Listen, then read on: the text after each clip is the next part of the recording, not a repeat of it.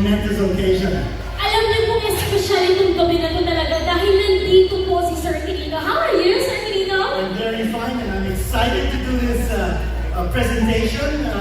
We expect a lot of very exciting things tonight. Sir, it's going to be a trip down memory lane because we're celebrating 40 years. Kaya kanina, medyo maaga po kami dumating. I was going around and I was so amazed to see all these memorabilias mula sa mga jerseys, meron tayong mga figure collection at marami pang iba, di ba? You know, Risa, when I watched backstage yung Super Angels natin, yung Barangay Ginebra Super Angels, I mean, it was just a big flashback to me because they were such a hit back in the 1980s.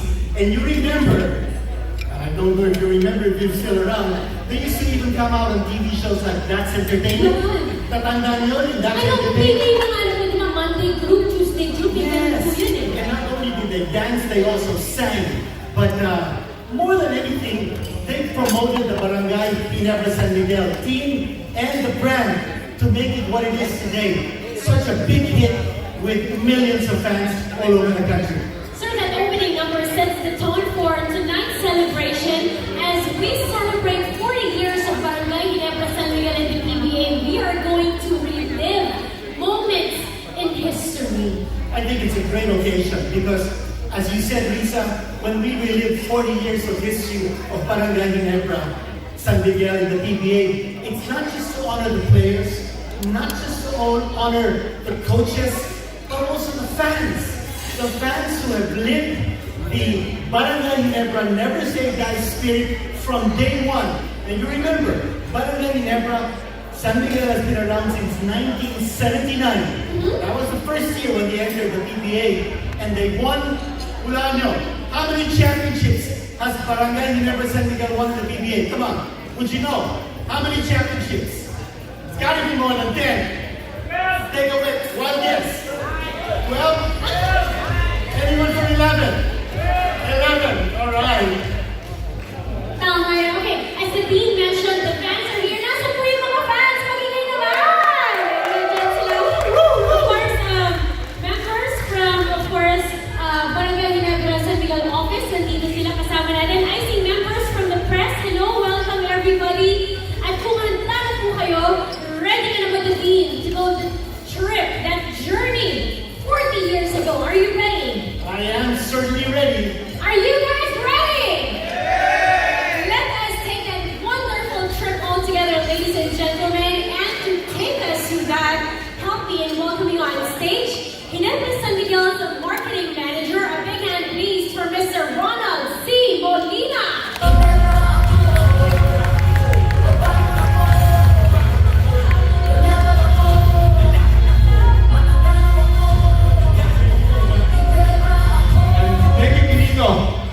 Barangay Ginebra, make some noise! Woo! Oh my gosh, do you feel it? Do you feel that never say die spirit? Because, you know, I'm filling up this room, 40 years.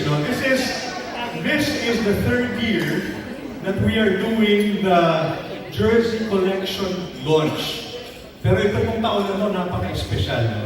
Hindi po katulad ng mga ibang taon because this year, sabi nga nung invitation, this was 40 years in the making. Okay? Kasi this year marks the 40th year of Barangay Ginebra in the PBA. It started in 1979 and Barangay Ginebra is still there. Now, today, in 2019. Okay? Now, meron ng mga trivia dyan sa mga mesa nyo, no? And I picked up one of those. Okay? And it said, in 1991, merong Barangay Ginebra was in a championship series against Shell. Okay? And the series was 3-1 in favor of Shell. Okay? So isang panalo na champion ng Shell. Ano ginawa ng Ginebra? They forced a tie. Naging 3-3. So they won 2 straight games, naging 3-3. So they were down to one last game, the 7th game.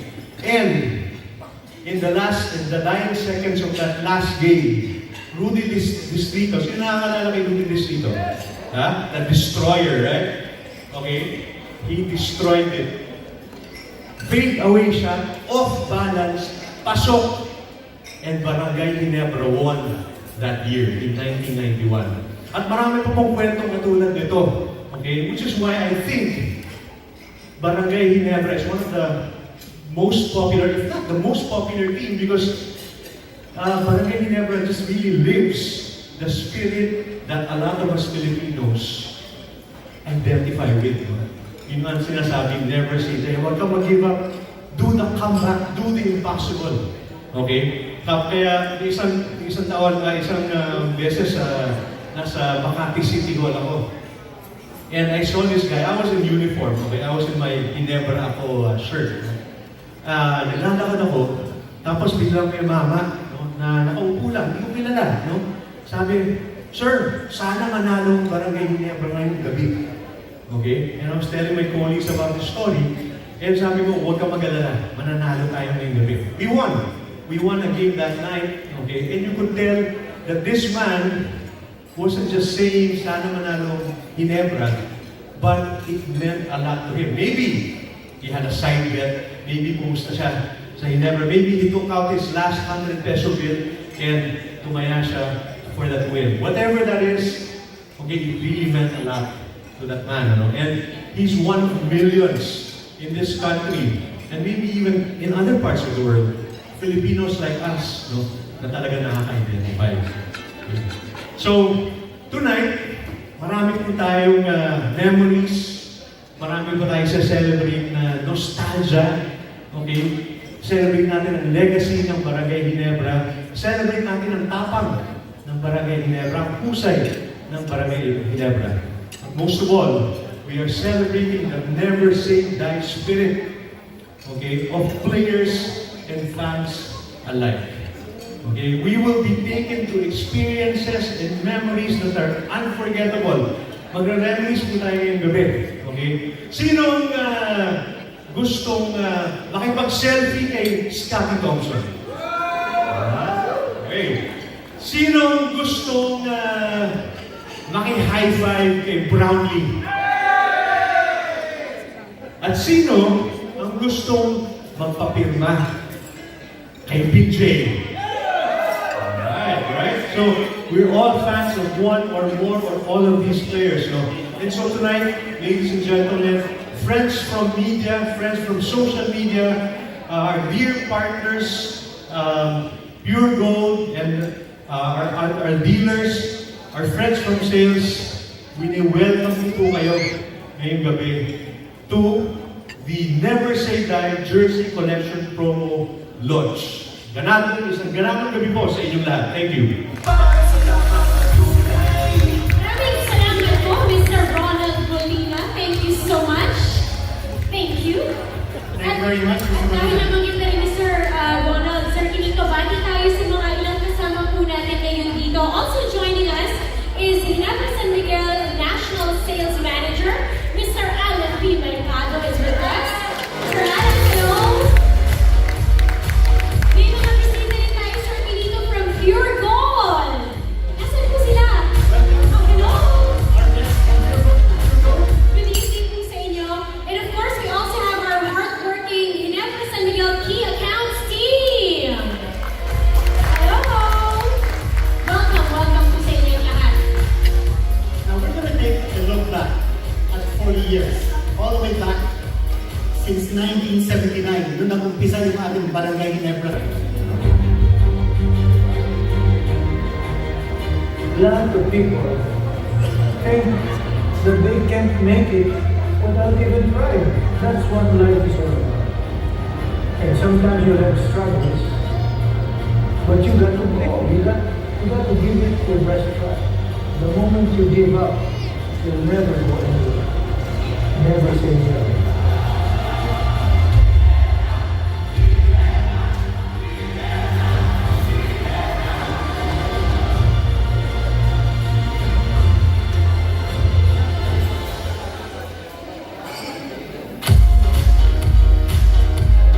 Ang Never Say Die Spirit ng Barangay Ginebra. And the next part of our program is really a big treat because we get to relive the greatest moments of Barangay Ginebra San Miguel from the players themselves. Wow! So nagkasama natin sila, sir.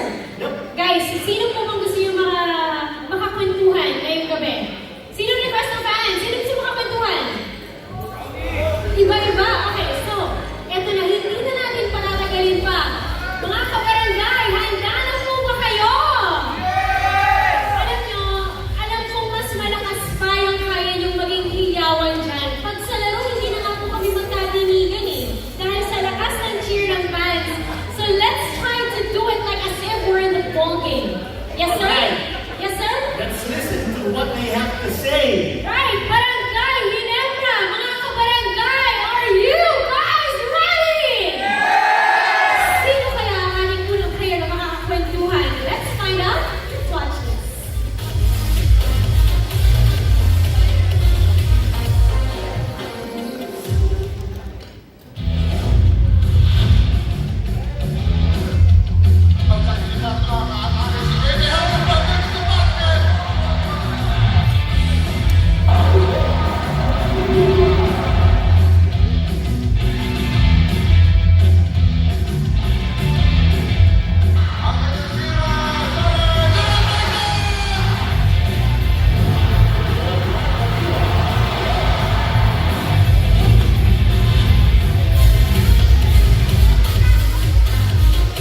Ladies and gentlemen, please welcome, mga kabarangay, one of the most formidable backcourt duos of Barangay Ginebra San Miguel history.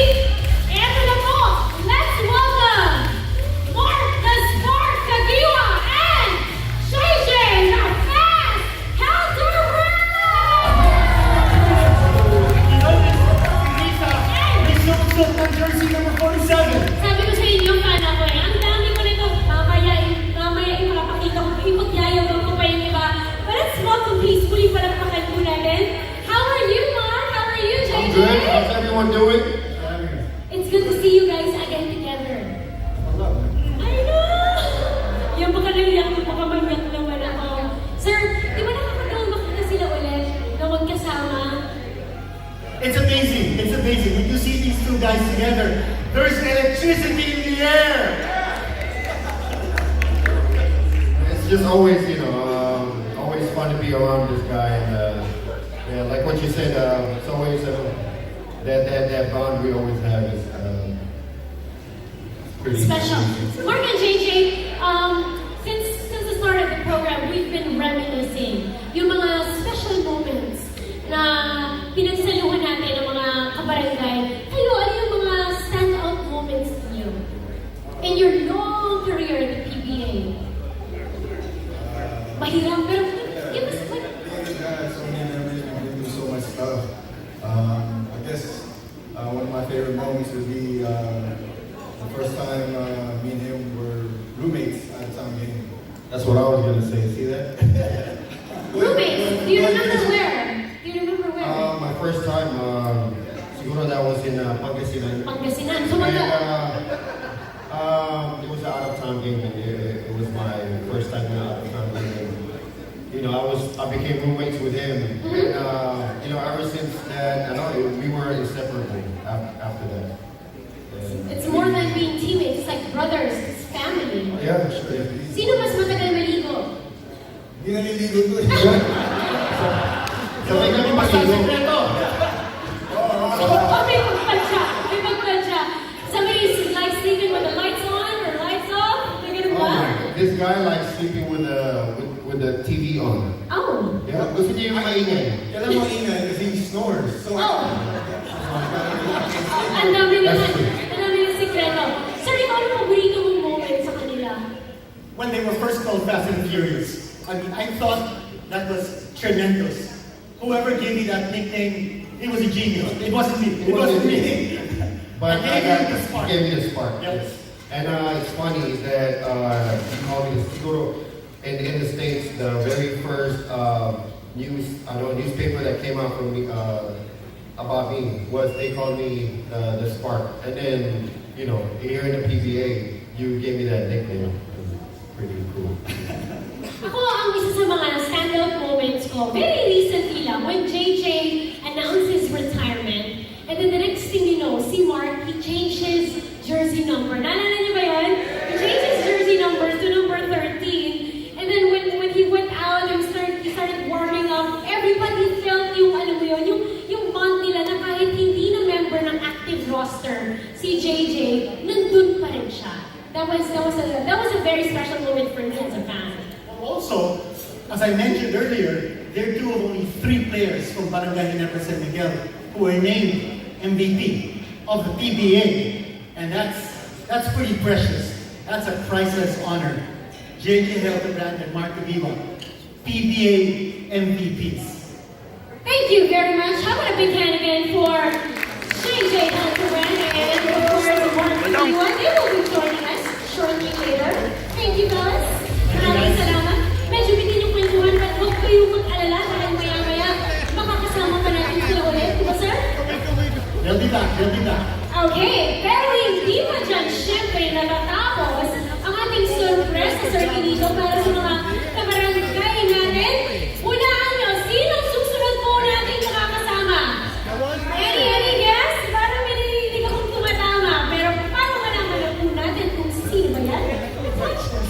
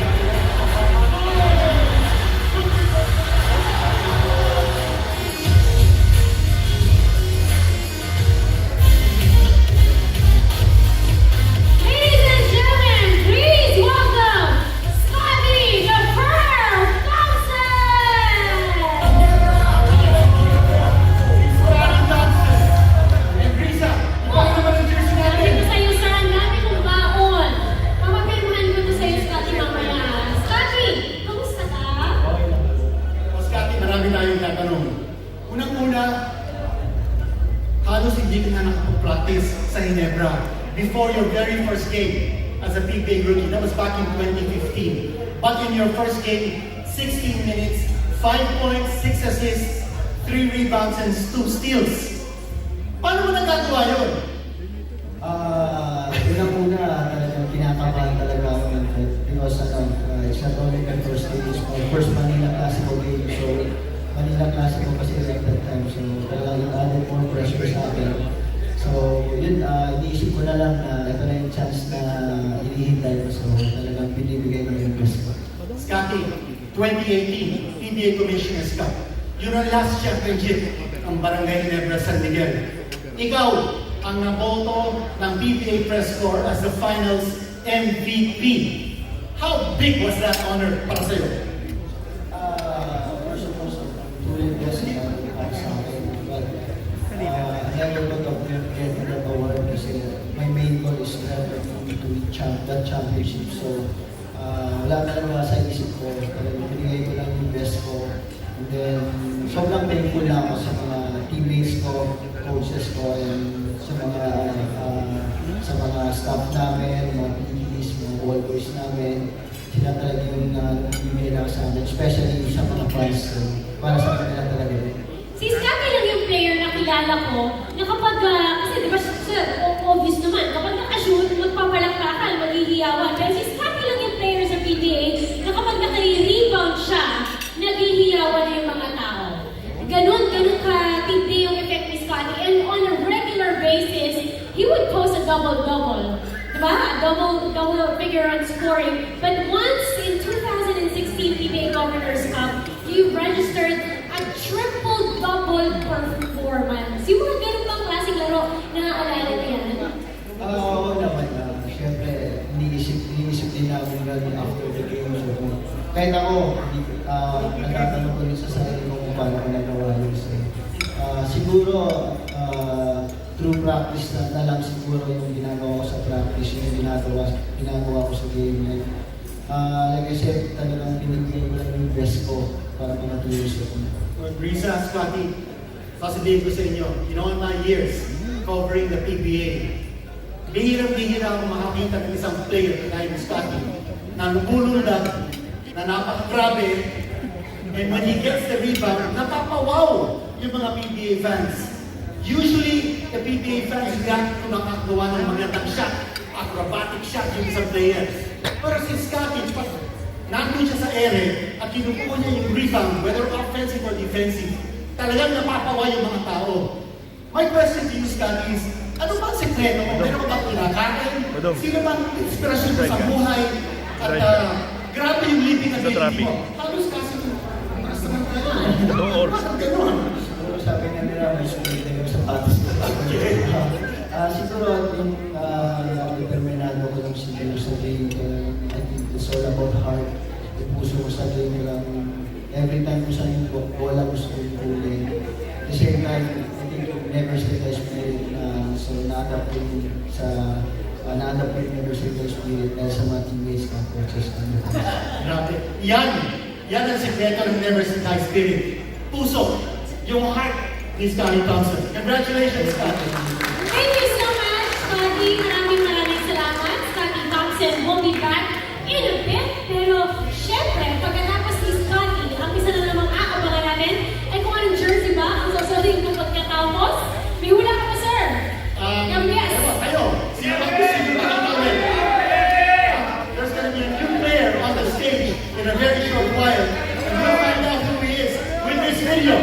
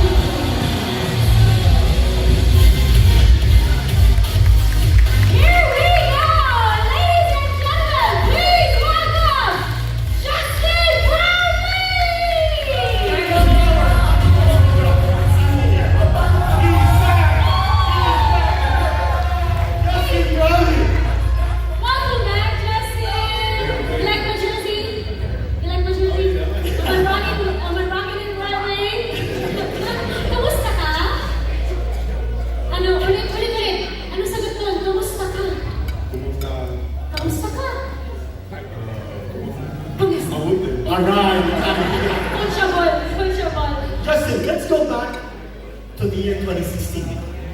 Okay? Governor's Cup, the team signed you as their import, mind you, replaced an import because the original import, Paul Harris, was injured after just one game.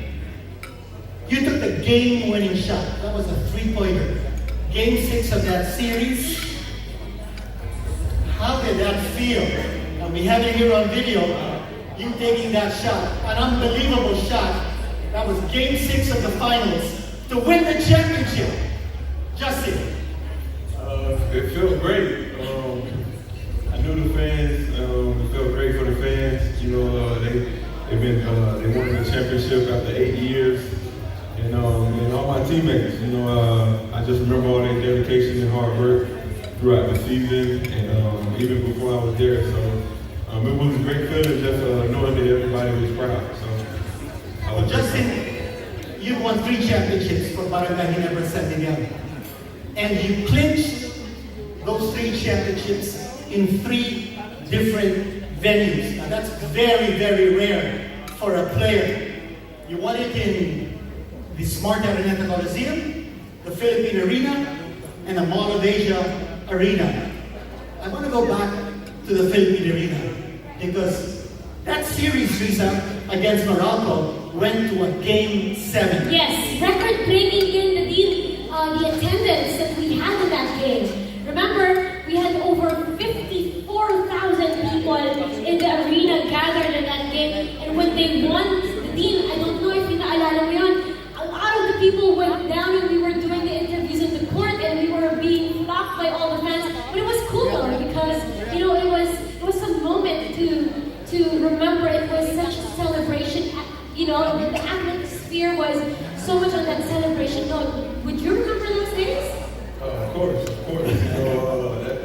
people, and it just shows you the support that it never has. You know, the fans are very loyal. They come cheer with a lot of passion, and even if we lose, you know, they still give me a lot of motivation, whether it be through Instagram, through coming up to you in person, you know, they still give me motivation. So it was just a great, you know, great feeling to see that there was that amount of people coming out there to show support. That was 2017. Right. Let's go on to 2018, the PBA Commissioner's Cup. The import ceiling for that conference was 6'10". Justin Brownlee, on your bare feet, how do you measure? Listed at 6'4". 6'4". 6'4" in a conference where the import ceiling was 6'10". You must have been the shortest import in the conference that season. Yep, I think so. Yes, he was. And they won the championship. Tell us about that moment. Well, I was the shortest import in that conference, but, you know, we had Greg and guys like Japet, who are, you know, Greg is 7 feet tall and Japet is 6'10", you know, but they did a great job, I think, that conference. You know, maintaining bigger imports and keeping them under control. So for me, you know, yeah, I was the shortest, but I owe a lot to my teammates. You know, they basically whatever I was lacking in height, you know, especially Japet and Greg, you know, they made up for me. 3 championships so far from Justin Brownlee for Ginebra San Miguel. Will you add 2 more this season? What do you say? Do it. All right, let's do it. Ladies and gentlemen, Justin Brownlee. Thank you so much. See you in a bit. Ang sarap balikan, di ba, sir? Those magical moments. Hindi ba talaga kapag kausap natin yung mga player. But of course, ang tanong ko sa mga kabarangay natin, pag pinag-uusapan ba natin yung legends, legendary, sino ang gusto natin makita? Well, abangan natin kung ano bang jersey number ang susunod kong susuotin. Pero speaking of legendary, let's watch this.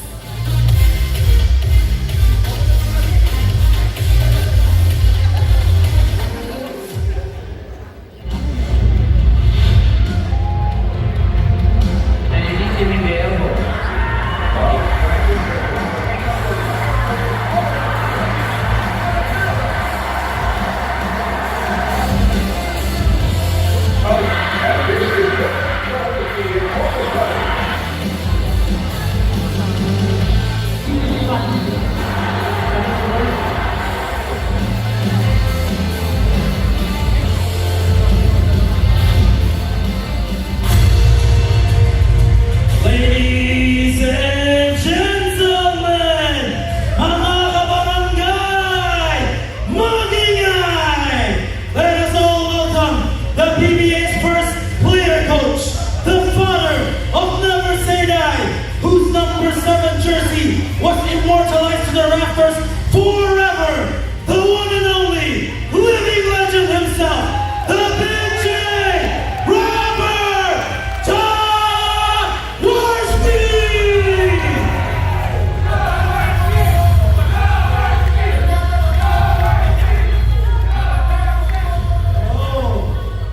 How are you doing, guys? Jaworski! Jaworski! Good evening, Senator. Good evening. It's wonderful to see you here on this very special occasion because we have a big surprise for everyone. Maya-maya. Senator, magandang gabi po sa inyo. Good evening po. Magandang gabi po. Nasa-starstruck po ako sa inyo. Pag lagi niya sa Ang Facebook. daldal ko po talaga, simula po kanina, kahit po sa TV, pero pagkaharap ko na po kayo, parang Pumunta ka sa wall mo sa Facebook. Senator, let me ask you a question. Back in 1985, they say that was when the Never Say Die spirit of Barangay Ginebra San Miguel was born. Game against Northern Consolidated. Sa second quarter, you took an elbow on the mouth from the player Jeff Moore. You were taken out of the game. You were rushed to Medical City. You had 7 stitches on your busted lip. You came back to the Coliseum in the third quarter to win the game. That was the birth of the never say die spirit ng Barangay Ginebra. Senator, can you relive that special moment in your career? Well, let's look at it this way. Life brings about maraming mabubuting pagsubok o hamon. Diba? But the key is always understanding the responsibility, the competitiveness, and your dedication to your work. Kailangan ganado ka. Diba? Dahil maraming... Ganado! Maraming mga pagsubok na mabubuti na kailangan harapin. You gave an example, and truly in my heart, that's just natural.